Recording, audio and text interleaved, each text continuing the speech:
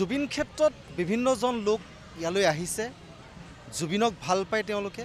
আৰু জুবিনক ভাল পায় বাবে তেওঁলোকে ইয়ালৈ আহিছে আৰু জুবিন গাৰ্গক ভাল পোৱা প্ৰতিগৰাকী লোকেই প্ৰতিটো মুহূৰ্তক জুবিনক স্মৰণ কৰিছে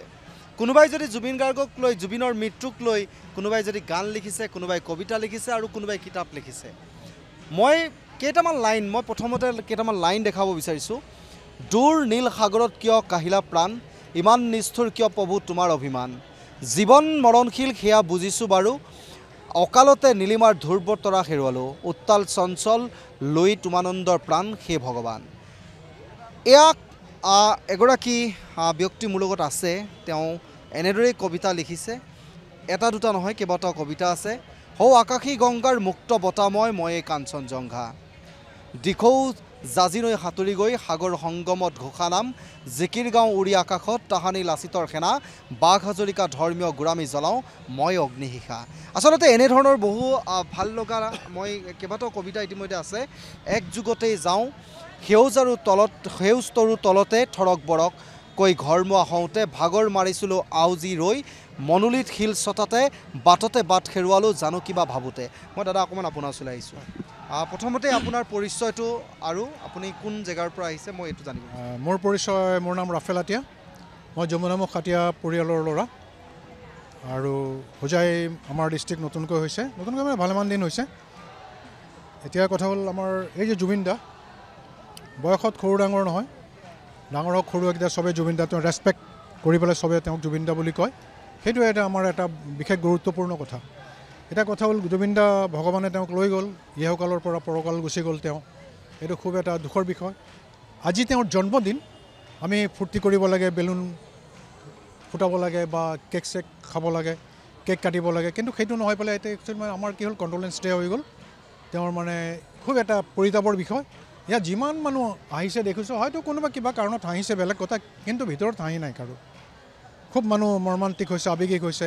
ক্ষিপ্ত খেমেকা চকু চবৰে গতিকে তেনেকুৱা আৰু এই যে কবিতাবিলাক যে লিখিছোঁ মই এনেই আগে পিছে সৰু সুৰাকৈ লিখোঁ আৰু মই একচুৱেলি এজন স্পৰ্টছমেন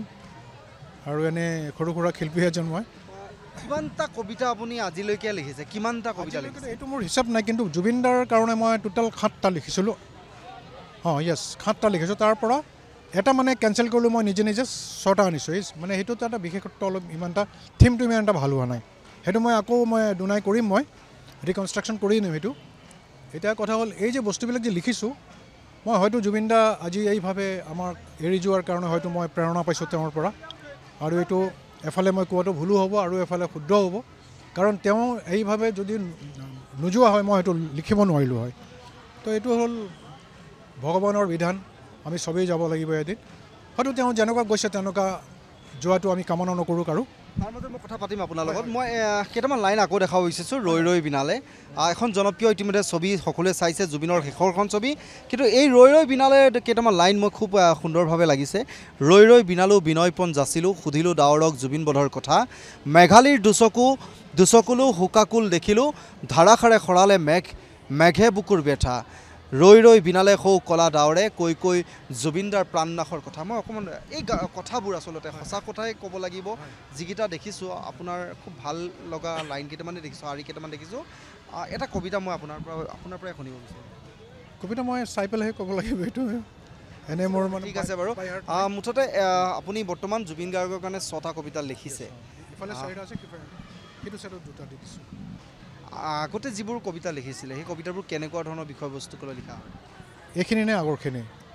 মানে জুবিন গাৰ্গে যিহেতু আমি কওঁ যদি আজি জুবিন গাৰ্গে প্ৰকৃতি ভাল পাইছিলে পশু পক্ষী ভাল পাইছিলে এনেকুৱা ধৰণৰ বিভিন্ন ধৰণৰ জুবিন দাক লৈ পেলাই মই তেনেকুৱা লিখা নাই কাৰণ মই তেনেকুৱা কোনো ৱে পোৱা নাই বা ৰাস্তা পোৱা নাই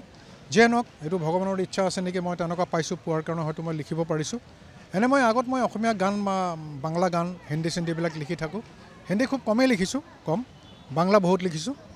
আৰু অসমীয়াও লিখিছোঁ আৰু মই এতিয়া বৰ্তমান লিখি থাকোঁ তেনেকুৱা আৰু এটা প্ৰেৰণা পাইছোঁ আৰু এই যে ৰৈ ৰৈ বিনালে এইটো এটা ফেক্ট আছে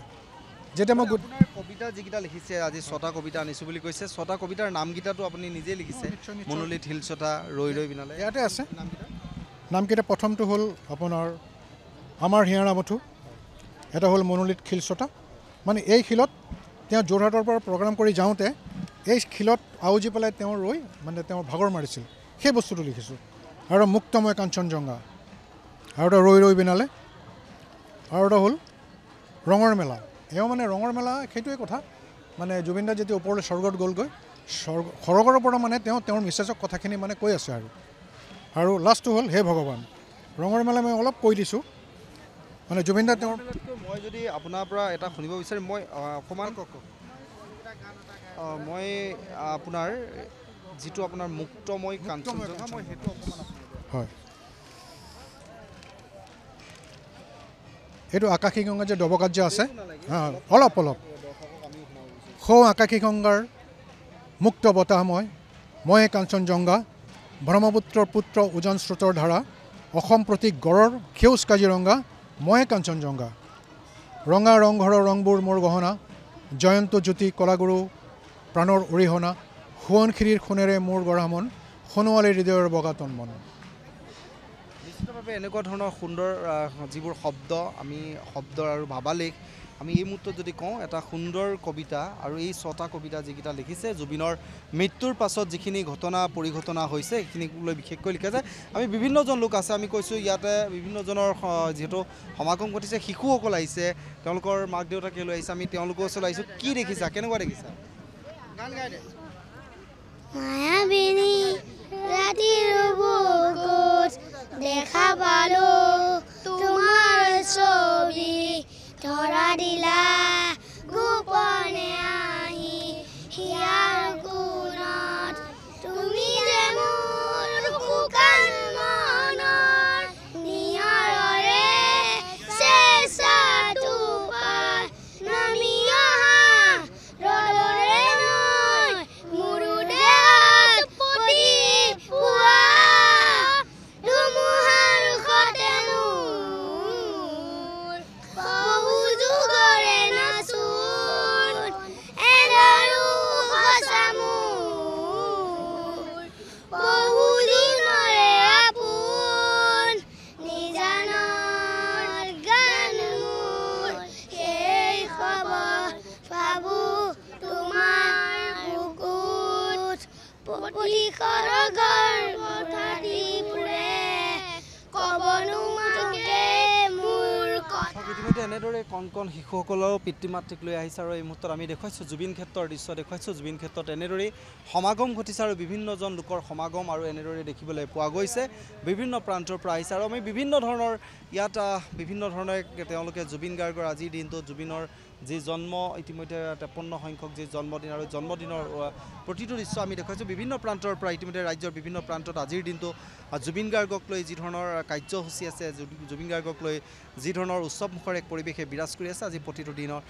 দৃশ্য আমি দেখুৱাবলৈ চেষ্টা কৰিছোঁ যিকোনো খবৰৰ বাবে যোগাযোগ কৰক 7099017330 লগতে 7099017110 নম্বৰত